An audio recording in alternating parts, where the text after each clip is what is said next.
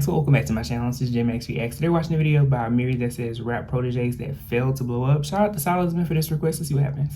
Alright, so boom. We've seen how a poppin' rapper will think just because they got listeners and viewers and fans that they can just tell us about an artist that they know and that person will blow up just from the cosign. And that does not always happen. No. And I decided to make a video about it. This video will include artists who were either rappers themselves or they were singers who were put on by rappers. And for whatever reason, these people's careers either never blew up or they was only hot for a while thanks to a song or two, and then people quickly stopped caring about them afterwards. But who y'all should be caring about is Mr. LaShawn. He's a rapper and a producer, and here's one of his best beats that he made titled 2 a.m. in Houston.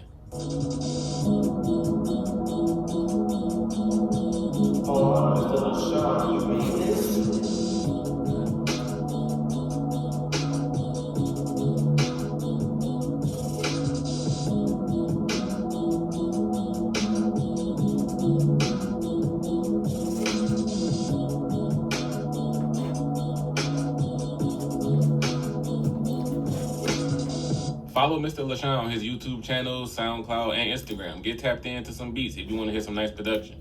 Now, let me show y'all who are some artists whose careers went nowhere even after a famous rapper tried putting them on.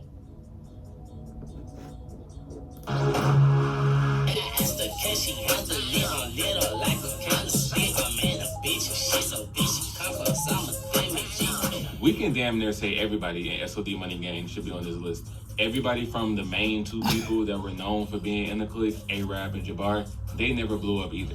Jabbar is still out here making music for some reason. He also goes by his name, Shady Justin Benjamin, and his numbers are actually pretty good on his song.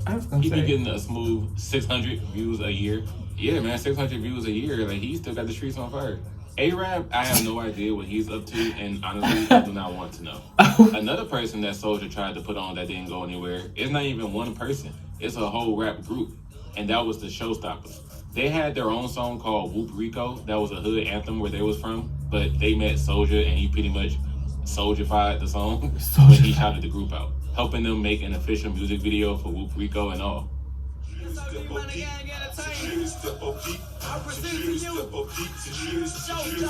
The Showstoppers have been going on to say why Soulja is a shiesty person and why they don't like him. But to talk about the person that this entry is about, this is a man that I guarantee most of y'all have never heard of. And that's Soulja Boy from Georgia. What? First of all, y'all can just look at this man and completely see that he's a Soulja Boy ripoff. Extremely skinny and bony as hell, covered in tattoos, and unsurprisingly, whack music. Now, on a local level, Soulja Boy was a little known where he was, already having his earlier tracks, whether with his homies or by himself. There's one song that he was on from back in 2008 called Shawty They're the Truth, and I swear, this is the most 2000s ATL shit you can come across.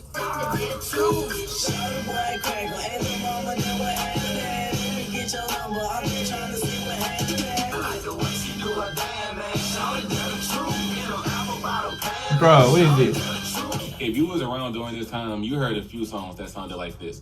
He would continue with music over the years. I found another song he made in 2012 called Bet I Smash Her.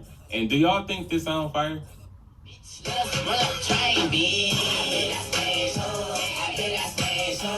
Because I sure as hell didn't like that.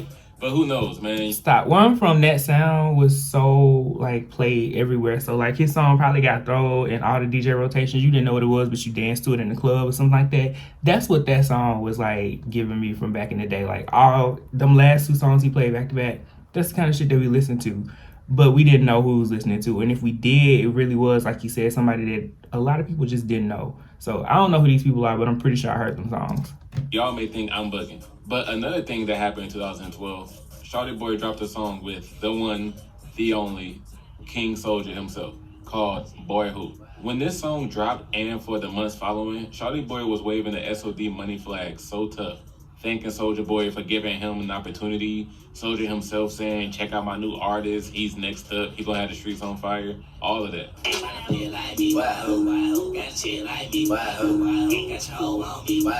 Soulja Boy's voice is not even a gimmick, that's actually how he sounds. Trying to play like me, boy, got a jet like me, boy. This song is 5 minutes long, by the way. It does not need to be this fucking long. But even on this very track, Soulja Boy said how Shawty Boy was next up. Hit the Molly, you know I gotta flex. And so D Boy thumbing through the check. Soulja Boy, Shawty Boy up next. Talking down boy, I hit him with the flex. And because this is Soulja Boy we're talking about, you already know he has some garbage ass lines in his verse. I'm on fire, like I'm standing in a fireplace. Y'all be talking about how P. Diddy be ruining people's careers, yet there's an entire rabbit hole to go down to find out the people Soulja Boy has screwed over. Damn. That man is literally horrible at putting on new artists. And I guarantee that not only have some of you not heard of Shawty Boy before this video, you're not going to hear about him after this video either. Was he ever good at putting himself on? I ain't never seen Soulja Boy in nothing but craziness. He'll be out here releasing music too. He be pulling them Justin Benjamin numbers. So if you want to hear more Shawty Boy after this so that his career can finally pop off, y'all should check him out. What? I did find his website that had a review of an EP Shawty Boy made in 2021 called I Really Rap Part 2. And I damn near lost it when the first sentence of the second paragraph was, for those who've lived under a rock, Shawty Boy is a rapper who came to the forefront of popularity as a teenage rapper in the early 2000s. Those first 7 words had me laughing so hard. They talking like this nigga was Bow Wow or something. I'm done. I think Shawty Boy himself wrote this. Listen, to everybody that's watching this video, I promise you, if you've never heard of Shawty Boy, you are not living under a rock, a pebble, a stone, a boulder, nothing. It's very possible to live on Earth for many years and never hear about this dude. So I don't know why this website said this. Okay. Look at y'all man, it don't flexed up. Look at y'all man, it don't flexed up. Now, I know for sure some of y'all haven't heard about this man in a minute. YBN Ever. Amiri and the whole clique was first coming up back in 2017, 2018. In every music video, you would see this kid in the background. Rubbing off the paint, chopsticks, without fail, this dude was there. YBN Manny has literally always been that nigga that be in the background of all the YBN Amiri's videos. And then in September 2018, on World Star, YBN Manny dropped his song, Manned Up. Immediately, the conversation around this song was, this dude making his own music now? Other YBN members were promoting the song on social media, telling listeners to check it out. To this day, one of the top comments on this music video is, when the side character gets his own episode. I'm weak. But admittedly, Manned Up is a smooth little song, man. I ain't mad at it. I actually think it's a cool little track. The beat certainly adds to the nice ass chill vibe that it has. Run off of the beat, I'ma stretch you. 3 always fall when I catch you. Look at y'all man, it don't flexed up. But one thing I don't know if any of the YBN members knew at the time is if this would be Manny's only song. Because after Manned Up, this kid has not made another song since. Because of the YBN crew's unthreatening look and demeanor and how they got together from playing Grand Theft Auto online, people still don't take them seriously. Another one of the top comments... I do take Cordae serious. I do fuck with a lot of Cordae's music. The rest of them, every so often, I remember I put some out that I like, but the other ones, I don't really listen to him like that. Song being that the reason why Manny hasn't dropped since then is because his mom put him on punishment. And he's been grounded for the past 4 years. I heard Buddy stopped dropping because he was locked up, but I couldn't find out what he was locked up for. I saw everything from trespassing to wielding a firearm to being caught with marijuana with intent to distribute. He probably got locked up even before this song came out because he has lines in this song about being in jail. From that east side to that Bama. He spent plenty of nights in that slammer. And other ones like, her boyfriend can't stand us. Till that broke boy get his bands up. Funny guy, you should do stand up. Gotta grind for all the times I was jammed up. So who knows, because that was years ago. He's been free for a while now and he still hasn't dropped. And admittedly, I don't think a single person even cares that he hasn't dropped anything since. Although the song was smooth and all, dude could legit go the rest of his life without releasing a single and most of us would be fine. Okay. They call me easy, you know, single I, then you double as me. Put on by who? Okay, so some of this, before I keep going, you have to have a legitimate rap career before you can put somebody on. Nick Cannon? Okay. Let's see what it has to say. The first artist signed to Nick Cannon's Cannot Ball Records. And yes, Nick Cannon had his own record label at one point. He ended I up thought it was creating a Incredible. different label in 2011 called Incredible. Okay, yeah. But in the mid 2000s, there was Can I Ball Records, and the first person that Nick Cannon signed to this label was Izzy Battle from Washington D.C. Nick was pushing this kid heavy. Every performance Nick had, Izzy would be there. In interviews, he would shout out Izzy, and they would appear on each other's songs. The earlier seasons of Wildin' Out, Izzy was on there once. During Nick's concerts, yes, Nick was performing at concerts, Izzy would be there. There was even a time where Nick Cannon would do commercials for Boost Mobile. Hello? And in one of them, Izzy was with him. So y'all see what I mean. Nick was trying to put the world onto this kid, and yet he tried. Nothing came of it. Yeah. At least he tried. Along with another artist from his new video. Y'all give it up right now for Izzy. Yeah, Izzy. What's up, T.O.O.? My first artist off my Can I Ball label / Motown. He's doing it big. I like it. Y'all gonna love him. I love it. The first time I myself heard of Izzy was on one of the few songs I even liked from Nick Cannon called Dime Peaks. I've talked about this song a couple of times on my channel before. Izzy has the second verse, and when Nick even introduces Izzy on this song, he's hyping him up to the moon. Yo, I'm about to bring my man to the mic, Mr. Nation's Capital. He's spectacular, phenomenal. We call him Izzy, the new prince. Okay. Izzy's verse on this song was fine. It just screams mid 2000s I'm fly type of swag that niggas was doing back then. Okay. Where all my ladies that single tonight at the strip club got me throwing singles tonight. This beat poison, I'm IV on the mic. What them dimes say when IZ is on the mic? Okay. He had his own song that was produced by Jazzy Faith, ladies and gentlemen, called Talking About. And this song is boring as hell to me. Cheese all black. Now I'm talking about hit the ball and ball with a stack. Now I'm talking about. I guess this is what you people from DC was listening to at the time, Why you but had to this do song DC is not like that? entertaining. It's to the point where I think on the Wild 'N Out episode where Izzy was the music artist, Nick forced his fellow Wild 'N Out members to cheer for Izzy. There's no way all these people thought this was fire. See me with a DC hat. Now I'm talking about fresh North Face on my back. Now I'm talking about. Ain't nobody Now, out there mind you, dancing. everything that I just talked about happened in the mid to late 2000s. So at this point, it's been 15 years. And for some of us, we haven't heard of Izzy Battle since. And for the rest of you, Shady. like 99% of y'all, Shady. y'all haven't heard of this nigga at all. Exactly. I could not find any information on Izzy Battle either. This dude is pretty much a ghost now. I don't think he even acknowledges this portion of his life. I don't know if he still even makes music. I couldn't find a YouTube account or a SoundCloud account. Do y'all want to know what website I had to go to in order to find Izzy's music? MySpace.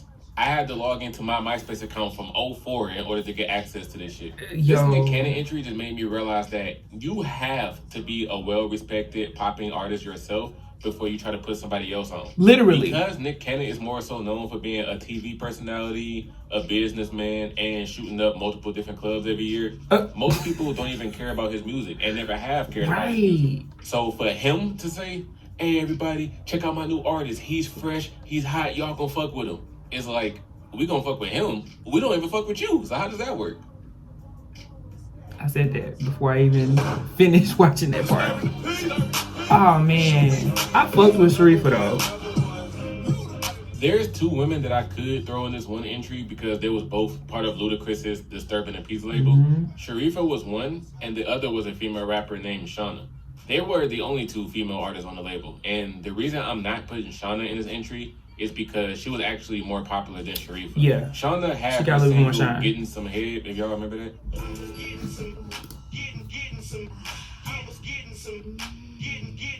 I made a video called Rap Songs I Was Too Young to Be Listening To, and I put Getting Some on that list. I was like 11 years old and I knew the words to that song. Yo. So inappropriate. Ayo. But Shauna dropped 2 albums, Yeah. Worth the Wait and Block Music, that both hit the Billboard 200. And the song Getting Some is a platinum record, peaking at 31 on the Billboard 100 songs chart.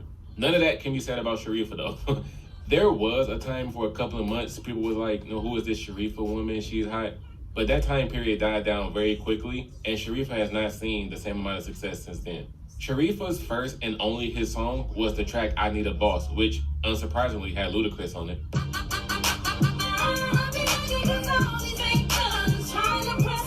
And 3 months after dropping this track, she followed up with her album Point of No Return. She released a second single for the project called Cry No More that performed nowhere near as well as I Need a Boss, And after these two songs fell out the rotation and her Point of No Return album didn't move any units, Sharifa fell out of view for most people. Yep. Ever since the late 2000s, Sharifa has put out a few songs, even a track during the pandemic year called I'm Okay. But due to the lack of a hot record label backing her up and no other projects from her, other than her 2010 mixtape, The Misunderstanding of Sharifa, if we're being honest, I Need a Boss is the only song that people know her for. Yeah. She's more of an R&B artist anyway. If you check out her music, she's a really great singer. She just couldn't move the people after I Need a Boss came out. Sharifa says that her relationship with Ludacris and the rest of the DTP is in good standing. She's not one of those artists that feels her record label hold her and now she forever holds a grudge against everyone. If she did have some dirt on Ludacris, I wouldn't even be surprised because Luda has stepped on a few people's toes to get to where he's at. Including There's videos out Shauna. there about how he did people dirty like Field Mob, DJ, and even the aforementioned Shauna. Luda's 8th album, Battle of the Sexes, was supposed to be a collab album with Shauna. That's where the title, cover art, and the whole idea comes from.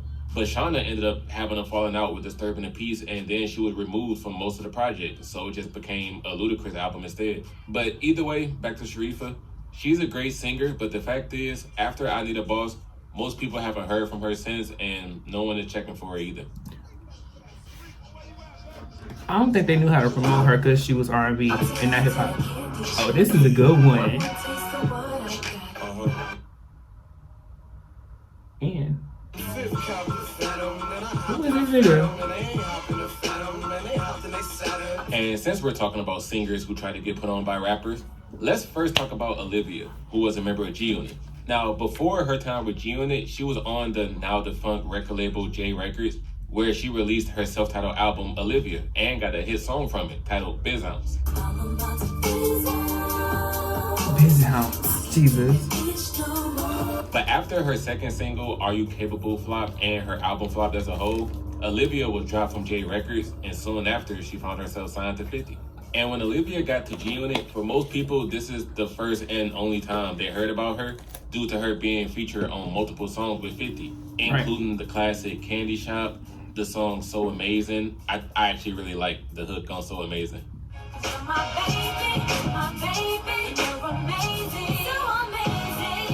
And the song She can sing her face off. I'm not even about to play because that's always been one of 50's most overrated songs to me.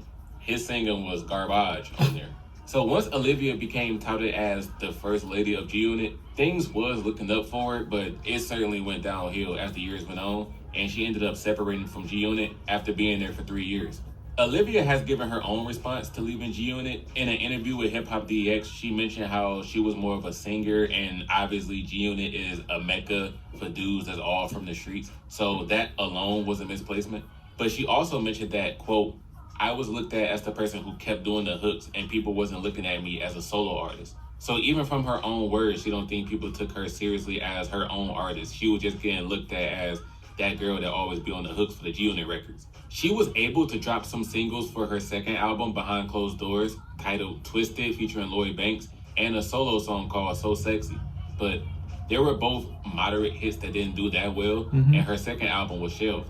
Her music not performing well is exactly where 50's comments on her departure from G-Unit comes in. 50 has stated that he felt like putting money into Olivia's career wasn't getting anywhere.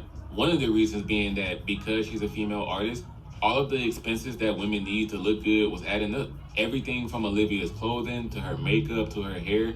50 states that he spent about $2 million on Olivia alone. But because her music wasn't popping and he wasn't seeing a profitable return from his investments in her, that was a big reason why he let her go. Since leaving G-Unit in 2007, Olivia has still been releasing singles and doing some features here and there. But to nobody who's watching this video surprise, she has not even as much as sniffed a hit song since. Not as a discredit to her skill though. Just like Sharifa, these women have beautiful voices and can sing. But from a marketing standpoint and dealing with the politics of music, a lot of people just don't make it. And even if they have one or two hit songs, you never really hear from them again. And she was also on Love and Hip Hop as well. And as we all know, once you decide to dive into reality TV like Love and Hip Hop, that's you putting your own nail in the coffin of your music career. That's a show for hip hop has-beens pretty much. Last but not least, we have Hot Rod. Shout out to the homie It's Aaron Speaking. He did a 3-hour documentary on 50 Cent's career, and I watched every second of that video. It's a great watch, and during that video, he brought up Hot Rod. So complete credit to Aaron for this entry right here. Hot Rod was another artist on G Unit signed through Interscope, but this nigga right here, Hot Rod wasn't even on the label for a whole year. He made his grand entrance and his grand exit both in 2006. Interscope honestly wasted no time getting rid of his ass. 50 found Hot Rod because he heard one of Rod's tapes and was impressed by his flow, and 50 said it reminded him of his own flow.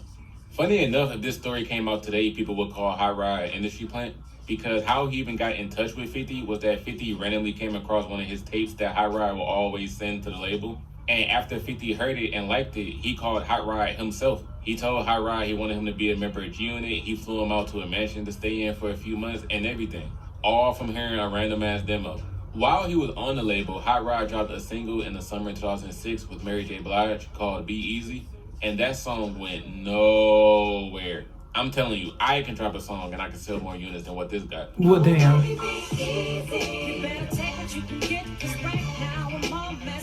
After the failure of Be Easy, Hot Rod was released from Interscope later in 2006.